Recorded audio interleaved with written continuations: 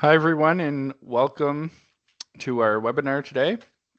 My name is Brandon Searle. I'm the Director of Innovation and Operations at the UMB Offsite Construction Research Center. Just going to do a quick intro about the center and our partnered organization who's bringing you this webinar series, which is Building Transformations, and then a quick intro about our speaker before we get into it. So just an overview of the webinar. Quick welcome. Thank you everyone for coming. I'll do intro, as I mentioned, to the OCRC and Building Transformations. I'll then introduce our speaker, Alexey Dubov from BuildTech and Mighty Buildings. We'll then have our presentation by Alexey, followed by Q&A and discussion. Just so you know, so I'm sure most folks are familiar with Microsoft Teams, but we're in the webinar form of the Microsoft Teams. So if you have any questions, you can please go to the Q&A section in the control bar. You can submit your questions at any time. We'll get to those during the moderated Q&A. If you have difficulty hearing, just check your audio settings. You can go to I believe the three dots, and it'll be more actions, and you can adjust audio settings in there. If you have other problems, just tell us in the Q&A, or you can even go to the chat. Daryl, I see you're having an audio issue there. Is Roshni, can you hear me okay? Yes, I can hear you well. Okay, sounds good. So Daryl, if you check out your audio settings, you might just need to adjust your speaker settings there. And all sessions will be recorded and made available on both the OCRC and Building Transformations website. We'll send those out to the folks who registered as well. So just a bit of background on the University of New Brunswick. So we're located in Fredericton, New Brunswick, and UNB was founded in 1785. It is home to Canada's first engineering, forestry, and computer science programs, with engineering courses first being offered in 1854. Since then, UNB has grown significantly with campuses in both Fredericton and St. John, New Brunswick, over 25 leading research institutes and centers, and over 25 world-class research chairs. In addition to the research success, UNB has been very successful in helping foster a startup community on the East Coast, has seen over 100 startup companies come out of UNB since 2013. That number is actually over 100 is a few years old, so it might be over like 150 now. And we're even named Canada's most entrepreneurial university by Startup Canada when it was last awarded in 2014. So just a little bit about our research center. So the OCRC was founded in May of 2019. And then 3 years later, we undertook a new 5-year strategic plan where we highlighted our values to be industry relevant, collaboration, excellence, and integrity. Everything we do in partnership with industry partners, and we try to ensure that all the research we do is practical and makes a difference for our industry partners. Some of our research services focus on process and productivity improvement, which is a hot topic across the construction sector, digital technology implementation, and lab testing services. Our research areas and expertise, again, process and productivity improvement around productivity, safety, and quality improvement, simulation optimization, optimized factory layout, design for manufacturing assembly or DFMA. We have digital tech implementation, whether that's BIM, VDC, AR, VR, MR, other forms of digital tech, scan to BIM, etc. We are growing in the structures and building enclosure testing around panelized and volumetric modular connections, MEP connections, construction material testing, and building and enclosure testing. And then finally, more so my area is the benchmarking, innovation, and construction. So that's about current state of the industry and how do we go from point A to point P and innovate and hopefully be more productive to resolve the housing crisis or whatever issues are facing our society. In addition to the OCRC, we've partnered with Building Transformations to bring this webinar series to you.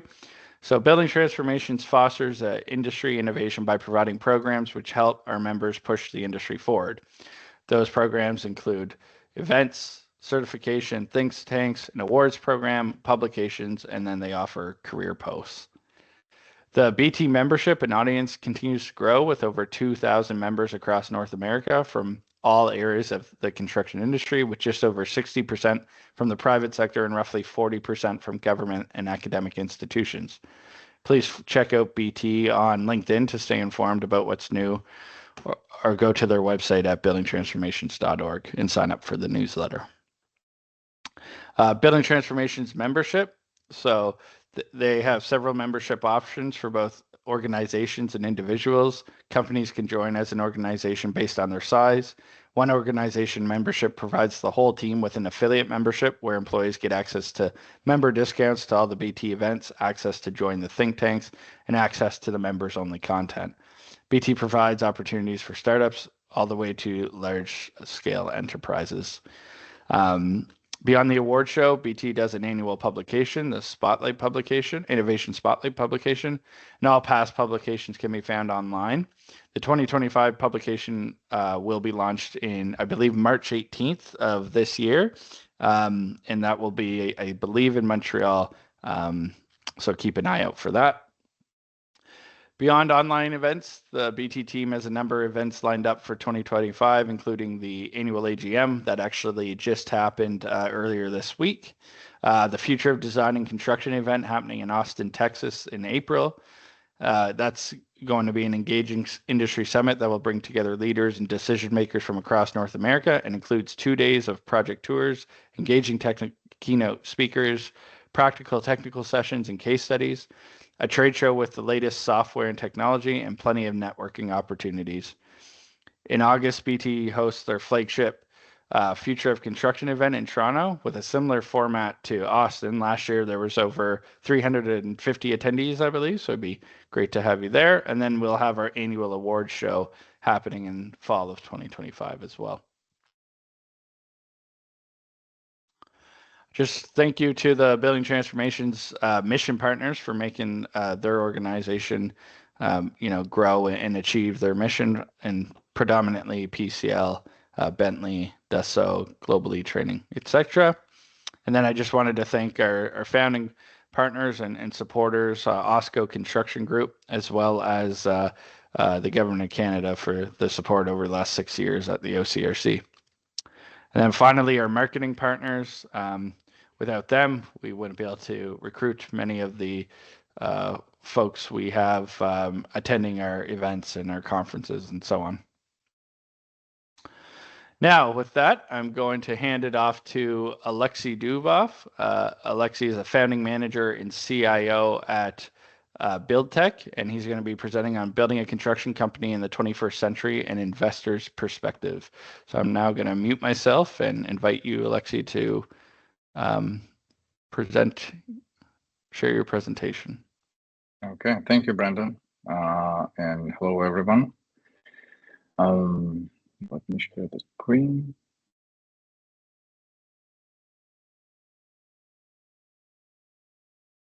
Okay, you should see my screen now. Yep, looks good. Great. Okay. So yeah, I will cover basically the story of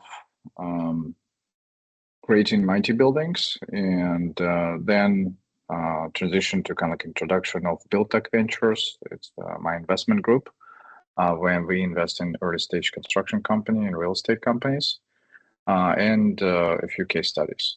It's because the logic of this is kind of like the venture or VC investor perspective on construction innovation. So first, I would like to introduce myself. So I'm a serial entrepreneur, started 6 companies with 2 exits. So the most recent one is Mighty Buildings, and currently I'm busy running BuildTech Ventures. As I mentioned, so you can see a lot of different logos here, but that's basically all the companies where I've been involved, and some of the investors that have backed my company. And my footprint is global. So initially I started in Moscow, Russia, then Berlin, Germany, Singapore, and now in the US. You can see on average I start about 2 companies per location. So hopefully in the US we'll do the same, and we'll continue here. So, but Starting with the story of Mighty Buildings. So we started in 2017, and this was what you can see right now on the video. It's I call it Mighty Beginning because that's what the moment when we invented the material that we were able to solidify or cure with UV light. And as you can see, like, this material was instantly became like, solid. The scale of it was very small, so it's literally like a table printer, 3D printer. But with this, we were able to actually gain the momentum. We thought about, like, what if we're going to scale it to some scale? What can be the best use case for this material? And we decided to go with construction. So later on, first of all, we got accepted to Y Combinator. Y Combinator is one of the top, I would say that the most advanced and top, like, acceleration program for startups. And we got recognized with by big number of venture capital firms because, first of all, we were able to scale the technology within about 3-4 months from going from this small table kind of like printer to what you can see here on the background over here. We actually embedded and scaled the system into the container, and we brought it to the demo day at Y Combinator back in 2018. And the beauty of it was also that within one day, we were able to show that we can create something tangible and functional within a few hours. So during this demo day, we were printing kind of like, the bench, and by the end of the day, people were able to sit on it, to jump on it, and to use it. So that was a great use case. But then, I mean, this is great from show perspective, but what happened next is sort of like, we need to prove that technology and material can be accepted and adopted in the industry.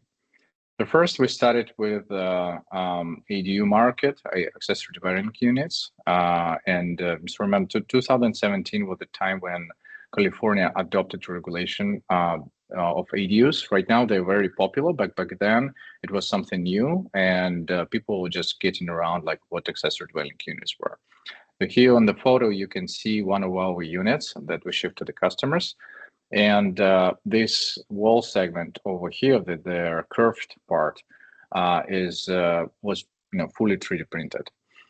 And within 2018 and 19, so what we decided to do is first to keep the company in stealth, meaning that throughout 2017, 18, and 19, there was no marketing or information about Mighty Buildings or kind of like, no publicity.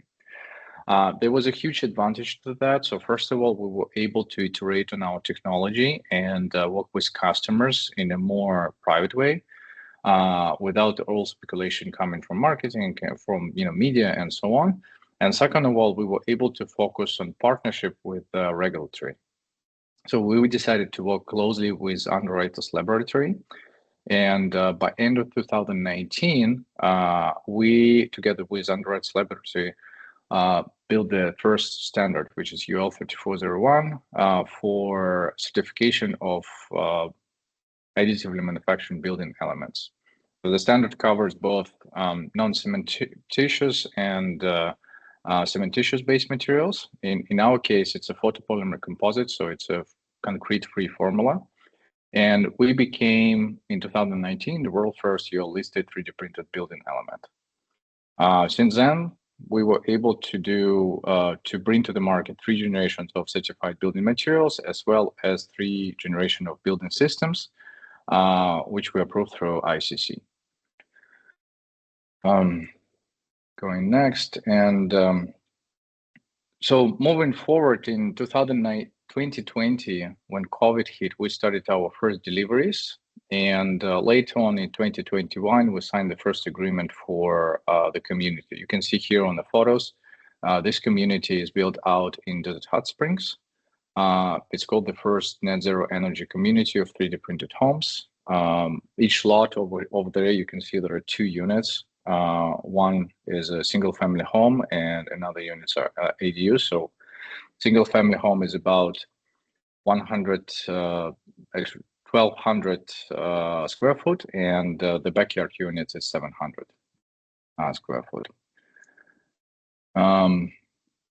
As of last year, the traction of Mighty Buildings was that we delivered about 60 buildings, mostly in California for customers and development, but we also completed one in Illinois, one in Florida, and one in Dubai. So we already proved that we can deliver and build globally. As you can see, one main focus for us is the speed and quality. So this is a perfect case study. It's actually the building that we completed in Dubai, and the building was completed within 3 days of assembly. So within 3 days, all the panels were installed. So technically speaking, we can complete the whole weatherproofed envelope within about 4 to 5 days. And here on the bottom left, you can see the fully completed building. It's 2-story. I don't recall exact square footage, but we also focus on different kind of aesthetics. You can see here and here different shapes of the surfaces for the panels that we provide. And then the main advantage of the technology, one of the advantages of the technology, because for Mighty Buildings, it doesn't matter if the production needs to print flat panels or more interesting geometries. Well, another fact is this building was completed during the day in June in Dubai with extreme weather. So whenever the time frame for building is quite narrow, and there is an environment where it's hard to complete the building, in our case, it's easy to do because the installation is really very simple and very fast. So based on this, Mighty Buildings was built to design resilient, sustainable homes made from polymer composites. And technically, what we do as a core innovation is we use 3D printing and automated factories to produce them at scale. Another fact is that the factory that we have, and I will show the video of the processes and some of the units. But the factory in Monterrey, Mexico, where it's currently based, was deployed within 6 months. So technically, from the moment we got the key from the facility to the moment we shipped the first set of panels, it took only 6 months. So let me play the video.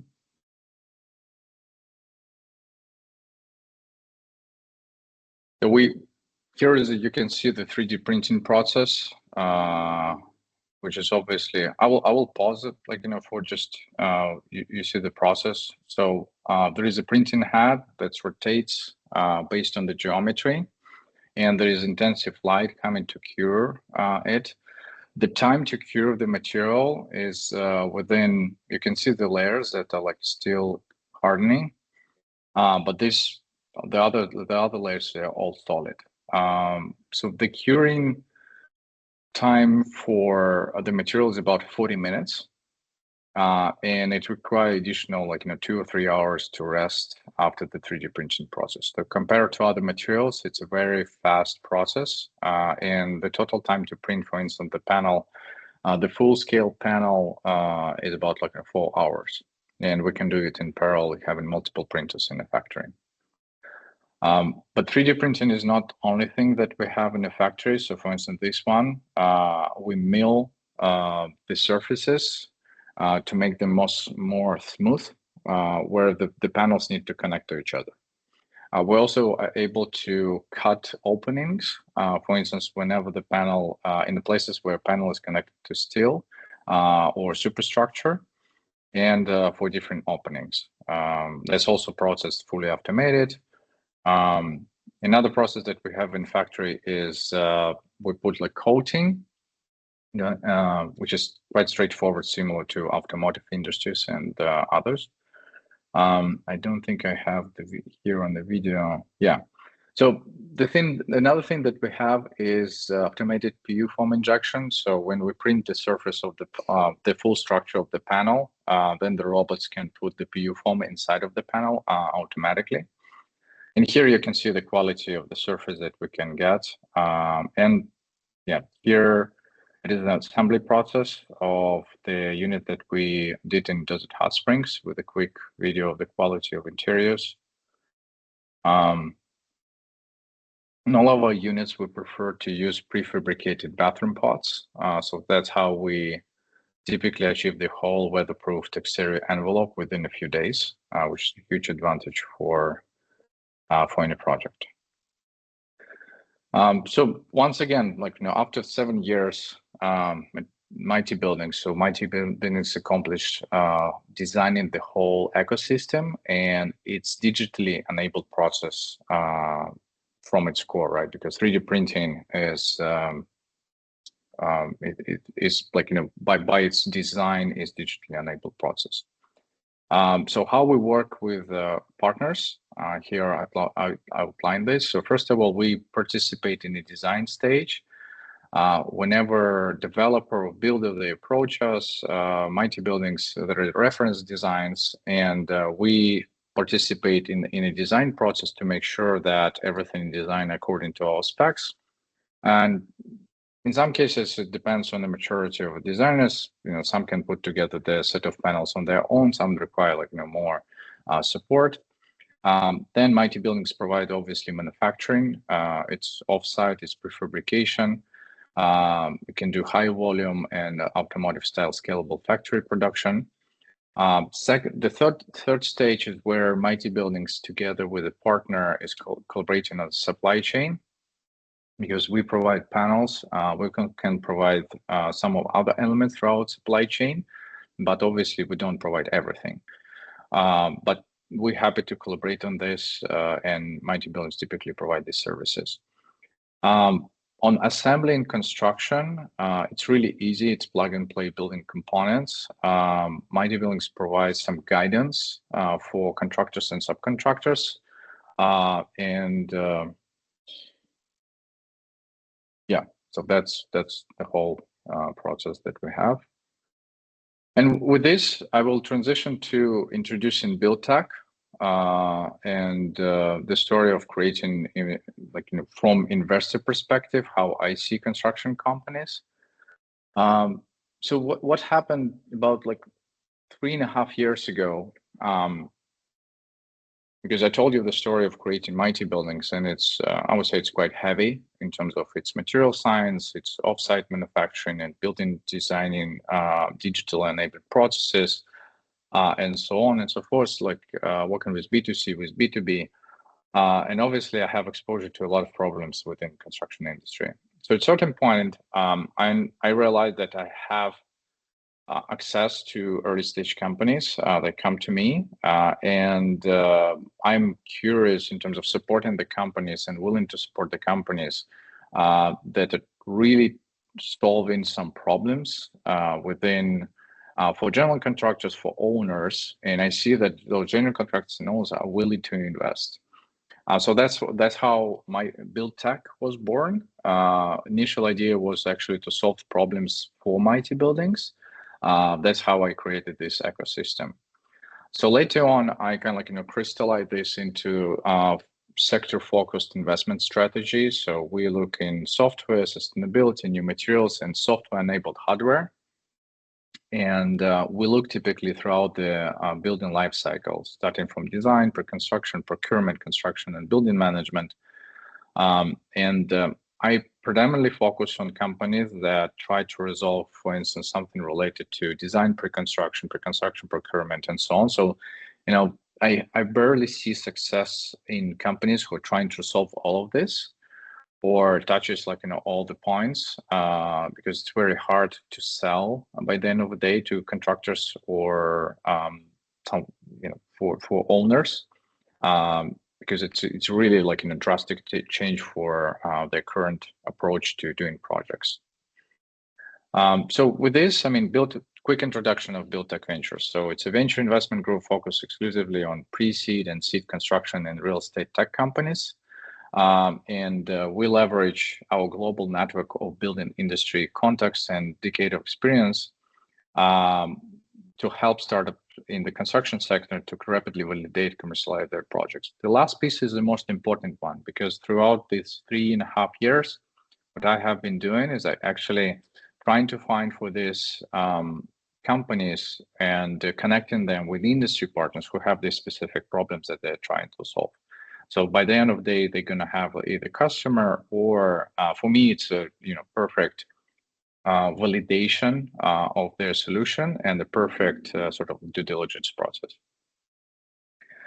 And that's our track record. It's not the complete, but obviously, within number one is Mighty Buildings, but the rest, we piloted and we tested all of these companies that I have here on the list. I will touch like some of the use cases, but what I want to highlight here is from investment perspective and investor perspective, how we see the company. So for instance, Hierarch, they provide automated design process for spec builders and making them compliant, right? Because typically spec builders, they have a good number of SKUs, and some of the customers will prefer to do some modifications. So for instance, there might be one SKU, one house, one design, but it will offer, I don't know, like another 30 different modifications, like, there is a porch, there is a balcony, and so on. So Hierarch, they offer this process to be fully automated and be very transparent for the customers, so interaction becomes simpler and so on. So it's sort of like in a per metric version of the design. Currently, they also implemented some of the AI features and growing quite rapidly. We also look into payment platforms. For instance, a company called Beam. The co-workers, like why we decided to participate in the support Beam is because they solve the problem of payments between contractors and subcontractors to make them instantly and to help subcontractors then engage other contractors and vice versa. The same, for instance, Bundle is a great company. They focus on materials marketplace. When they first got introduced to me, I actually referred them to my supply chain team back then at Mighty Buildings. And without me knowing that, Mighty Buildings became a customer of Bundle. So I found it out a little bit later, and then we decided to look closer into the company and decided to invest as well. So now I'll go through a number of case studies and the more specific on the companies that we decided to invest in and why. And you'll see that the topic of this, it's prefabrication and investor view on construction innovation, right? So, and how I see the companies, how I evaluate them. So first one is Highwatts. It's actually, the company is in energy sector. They provide a solution for uninterrupted renewable power.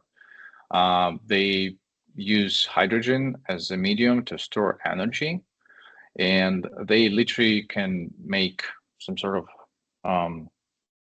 so the story behind this company is that they can make the reality of buildings and communities to be grid independent, to get fully passive house concept. So they couple solar with what you can see here on the rendering within the container, and provide an alternative renewable energy source. The beauty of this solution is the technology of hydrogen have been around for a while. You can see the cars, fueled by fuel cell and hydrogen here in California and in other states. The interesting part about this one, that this technology was initially done within other aspects for other industries. And what they decided to do is to focus on real estate. The initial idea actually came from the fact that a lot of land developers, they are interested in buying the land for cheap, but typically cheap land is without utilities. So there is no electricity, there is no water, there is no sewer, and they need to wait for years for, let's say, electricity to get there. And that's when typically the land will become way more expensive than that. So they decided to first start with this and to kind of like enable the developers and builders to deliver homes and communities earlier in these areas, or for builders and developers to be able to deliver buildings and make them sort of like passive homes. So currently they are working on the first product that should be available, I think, next year. Currently they're running a number of MVP and pilot projects. Another company that I came across about 4 years ago, even before creating BuildTech, so I'm sort of first played role as a strategic advisor. It's called INA. It's kind of like a play around renovation. So they created a marketplace for end-to-end software solution to make every home renovation easy and affordable. This company I call digitally enabled general contractor. So they first they're marketplace, yes, but on the other hand, they actually they manage the process between the customer and the contractor. They also provide materials and so on. So everything within this workflow is fully automated. So it's transparent for customers as well as it's very convenient for contractors because they rely on streamlined communication, a very structured process for be it renovation or new constructions of ADUs. The way how we came across this, I wanted to partner with them when I was within Mighty Buildings for ADU market. And I want them to support our builds within California, source the material, as well as provide contractors and subcontractors. So currently they're growing and getting more and more projects within California. I don't think they went outside of California, but that's one of the interesting categories as digitally enabled general contractors, which the new trend with AI right now, I think we'll see more AI-enabled contractors and workflows coming in to the industry. So, yeah. And another company that we also supported, I think, like it was one of the first during the inception of BuildTech Ventures, it's Permit Flow.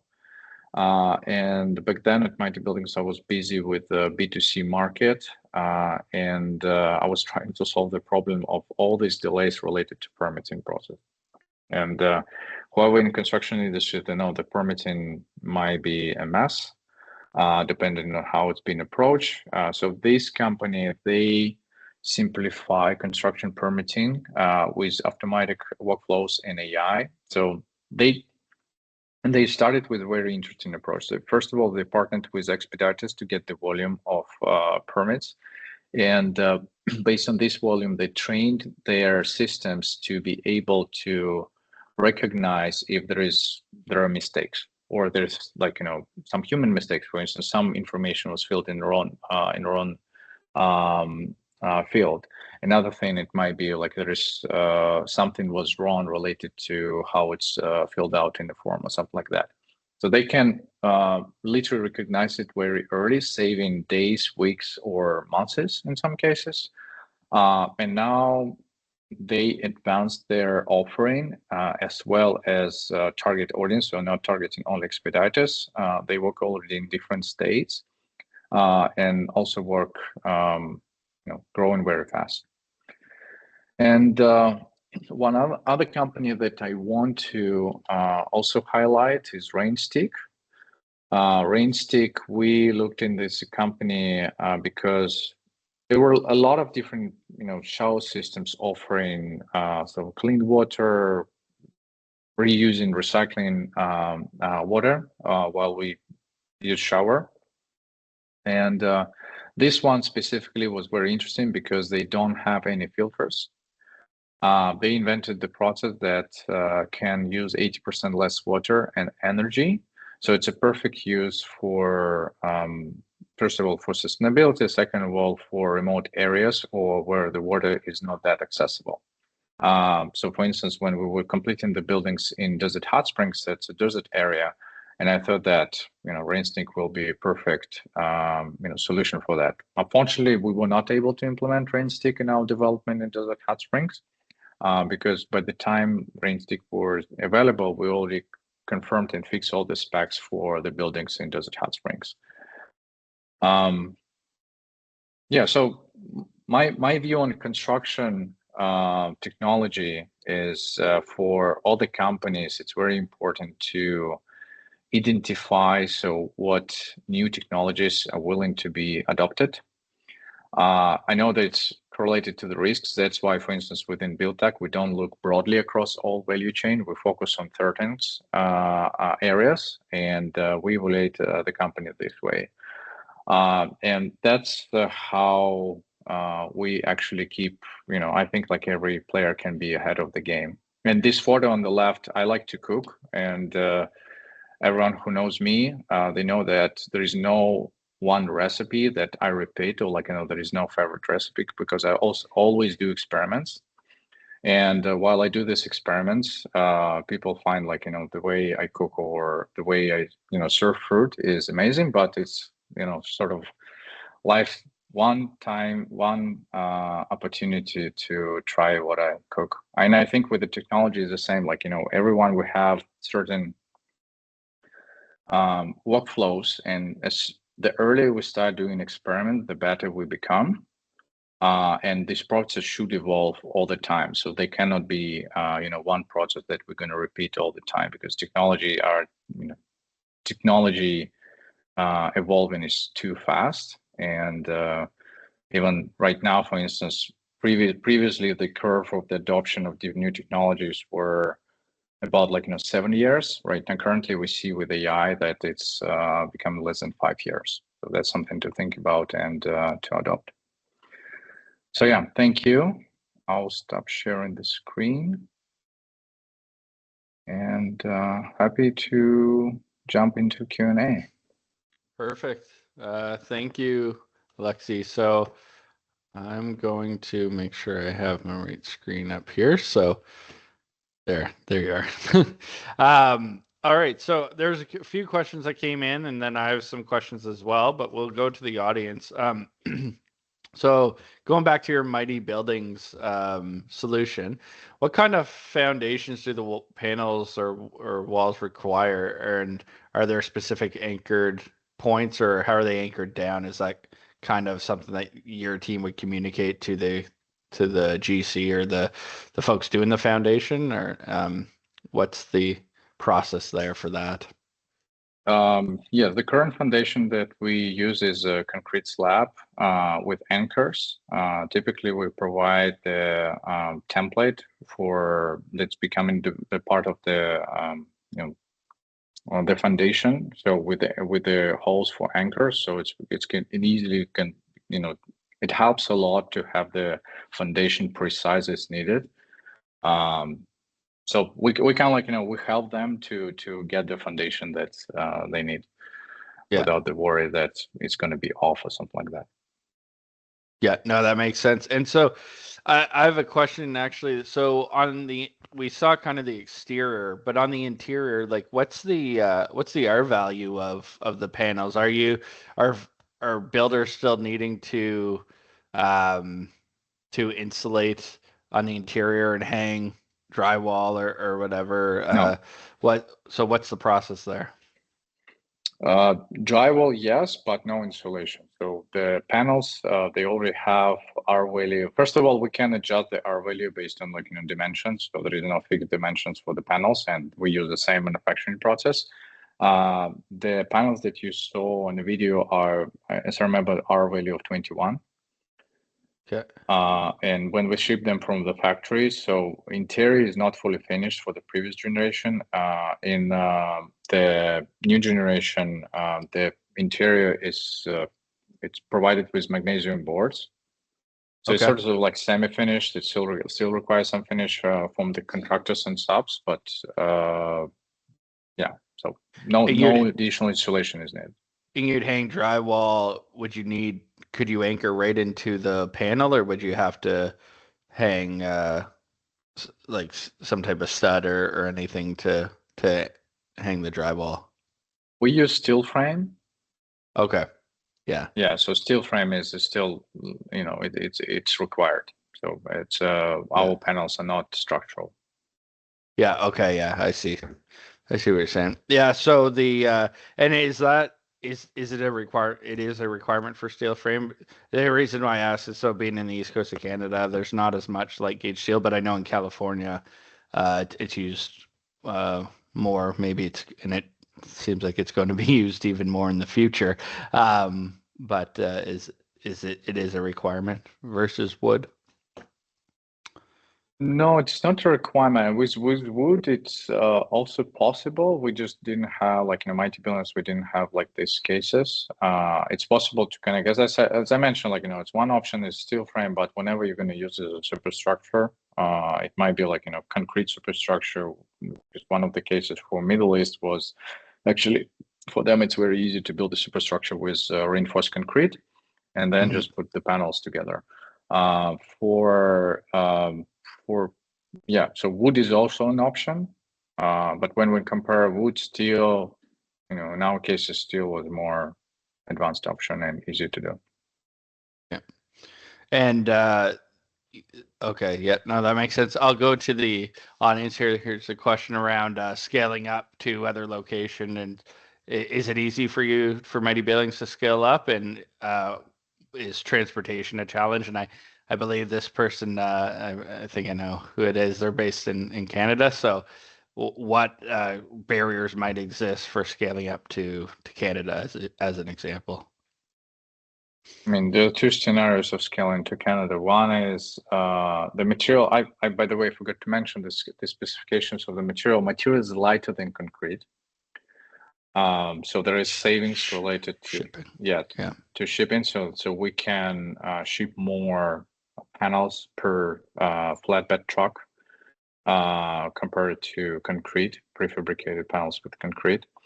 Second one is stronger, so we should be less worried that something will kind of cut off or something like that. And another option is to actually deploy in manufacturing whenever there is a good volume. So for 4 printers and 1 production line, which will be enough to produce about 200 homes per year, the payback period is going to be 1 year, year and a half. So once you get the volume of 300 homes, it's actually enough to deploy the factory. So is the model then to open a factory in different locations rather than open from a hub factory or ship everything from a hub factory? As I said, there's 2 options. Yeah, that's and exactly right. So Mighty Buildings is looking at scaling up. I think you had talked about through potential sales or acquisition or sales of it, but also you'd have IP that you would potentially, because I know with certain connection types there's IP and then that gets sold to different geographies. So that's kind of the model. Yep. That makes sense. Thank you. So I guess my question is innovation. The construction sector in general has a perception that it's not super innovative. I don't think that's the case, but a lot of people think that. And then when it comes to additive manufacturing or 3D printing, there's a perception with that of it will or won't work in different areas, or it costs too much, especially when you have the automation and robotics. So I guess my question is more around what were some of the biggest barriers that Mighty Buildings had to overcome? Not as much the technical building material or material science piece, but in terms of building a business and overcoming some of those misconceptions about 3D printed panels.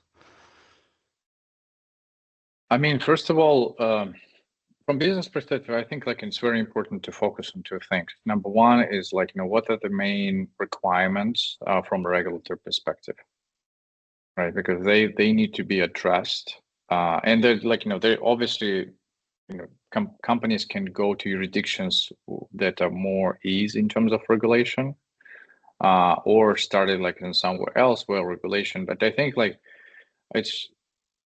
it's more important to start where the founders and the company feel comfortable and will have the fastest pace in terms of the learning, then they can scale. I think this approach of kind of like starting small, narrowing down your focus, so similar to how we started with ADU market, and only like a part of the building was 3D printed, but that was a very important milestones because we did the world first, your listed 3D printed element, and we come up with the standard that it became an enabler to scale it.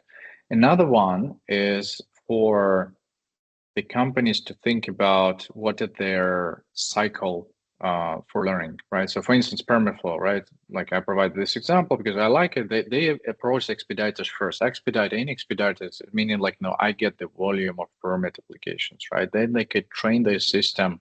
They can work their approach, how they sell, right? And in the meantime, if, for instance, I'm going to build a solution, prefab solution for multifamily or industrial projects, my timeline is going to be 3-5 years. Yeah, so my iteration is going to be 3 to 5 years. That's challenging.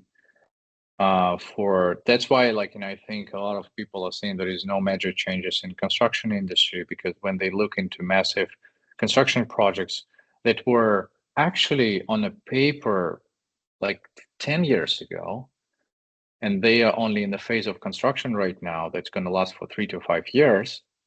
Obviously, there is no innovation because 10 years ago, there was no solutions like that, and new materials, new way of manufacturing, and so on.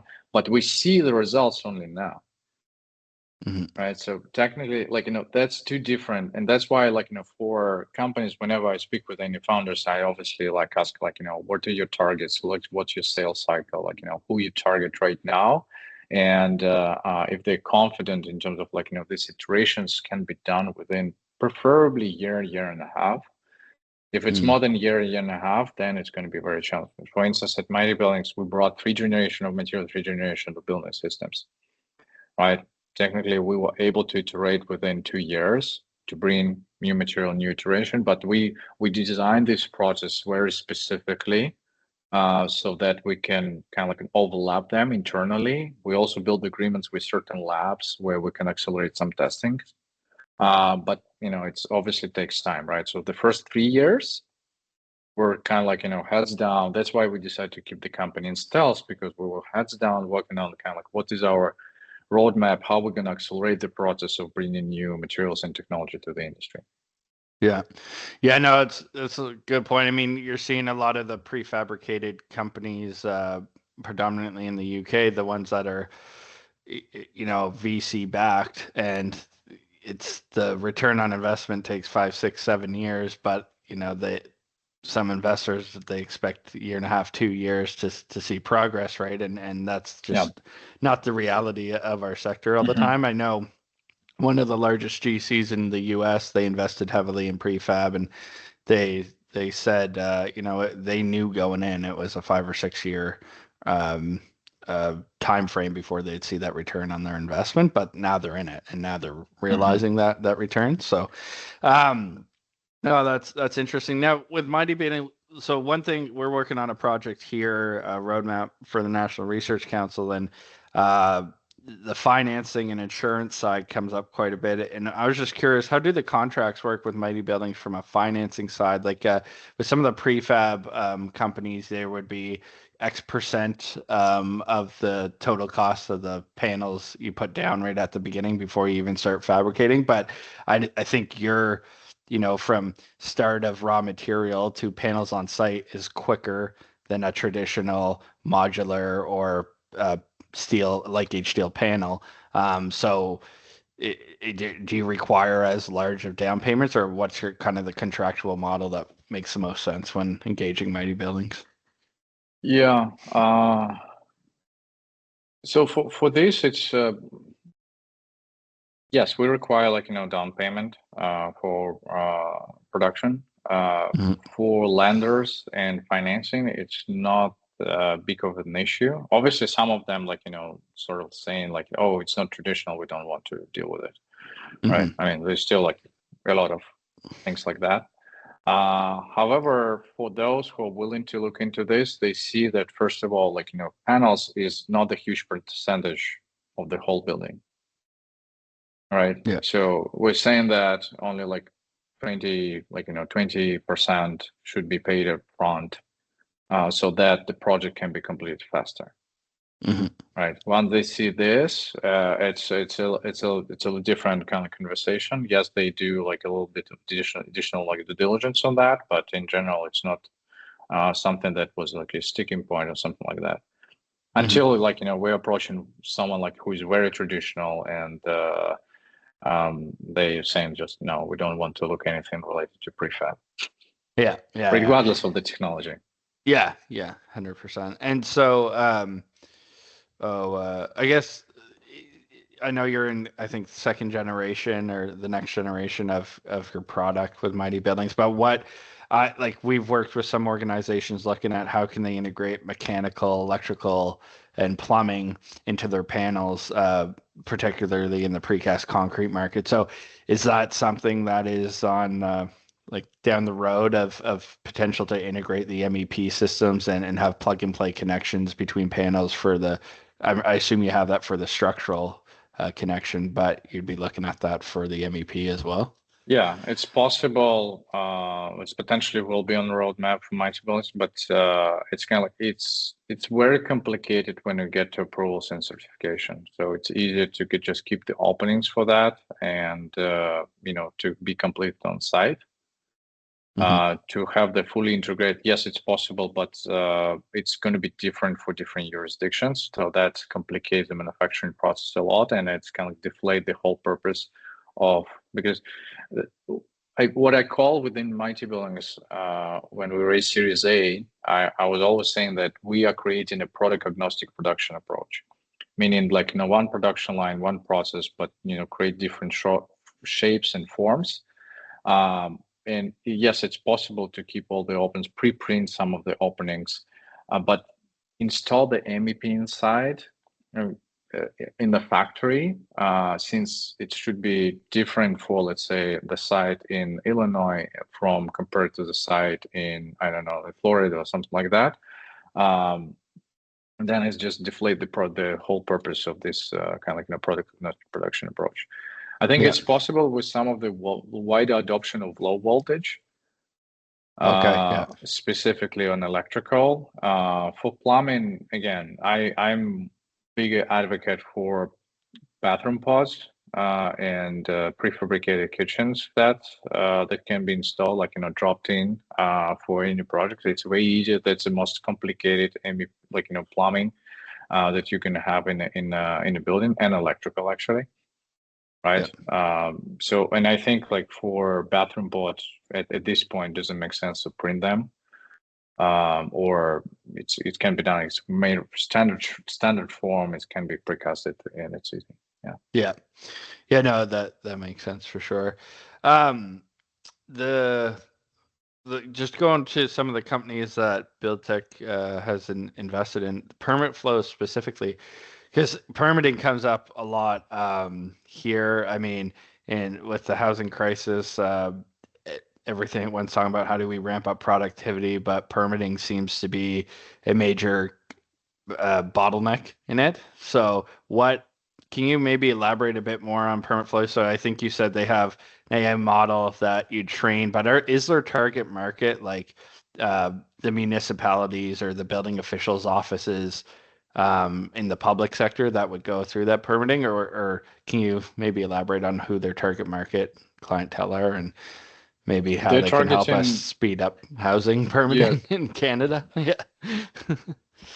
They're targeting builders and developers. So those are the customers. Then they just, I don't think they're currently operating. I might be wrong because, as I said, like they're growing fast. They might be like, and by the way, quick note, they are technically in my individual portfolio. So it's not like, BuildTech portfolio. It's my individual portfolio together with some of my partners, because as I said, like, Permiflow, we invested during the inception of BuildTech. And we participated in just, quick legal remark. But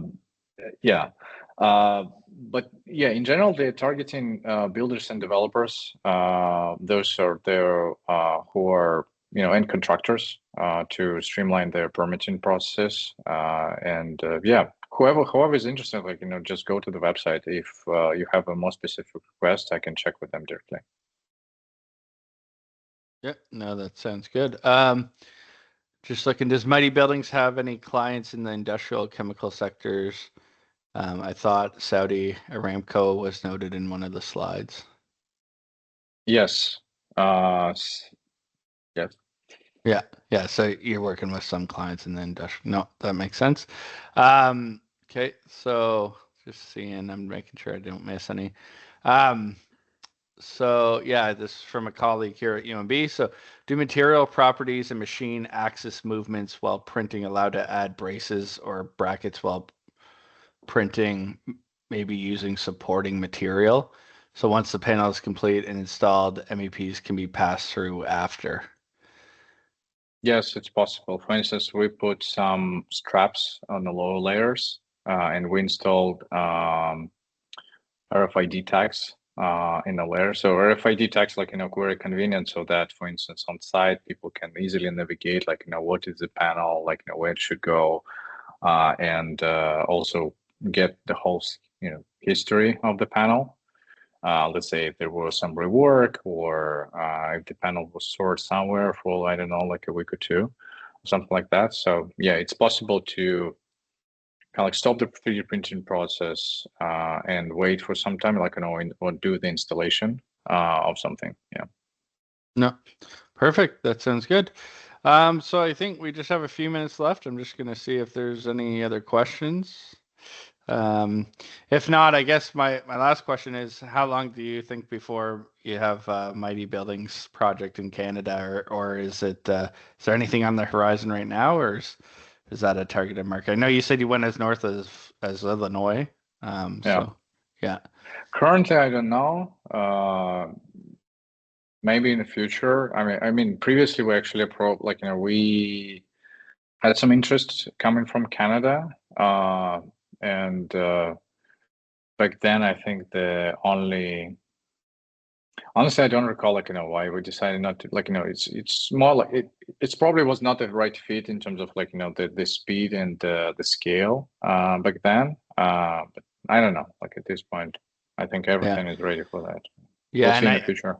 yeah, I guess I think as much like as the technology matures, like in terms of not your technology, but the market matures in terms of accepting of a 3D printed technology might lead to that. But I guess with that, I'm just going to wrap things up. But thank you, Alexey, for the presentation today. And as I said to the group, the presentation has been recorded. We'll also be writing a blog post about it and sending the recordings to everyone who registered. So thank you, Alexey, for your time. And for the folks still online, so next week we have Michelle Zareb from BDP Quadrangle. They're an architecture firm. Michelle's based in Toronto, but they're an international architecture firm, and Michelle's the Director of Innovation in North America. We are working a little bit with BDP Quadrangle on kind of the architect's role in prefabrication. And so Michelle will be speaking to some of their past projects that they've done overseas as well as in Canada. So hope to see you there. And thanks again, Alexey, and stay safe in California. All right. Thank you, care. Brandon. See Thank you, ya. everyone. Bye.